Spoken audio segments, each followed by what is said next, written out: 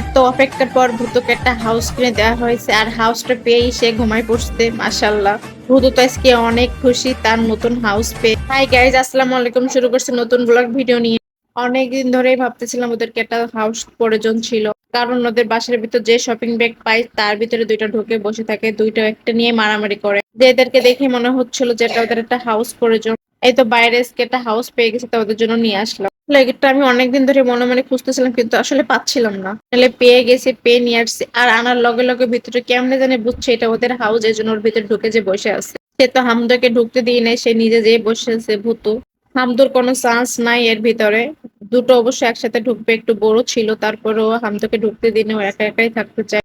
আমাদের প্রিন্সেসে কেমন লাগতেছে অবশ্যই কমেন্ট করে জানাবেন, আর এই হাউসটা কেমন হয়েছে অবশ্যই জানাবেন। আমাদের কাছে তো অনেক ভালো লাগছিল, আরো বেশি খুশি ছিল, এই জন্য আরো ভালো লাগতেছিল।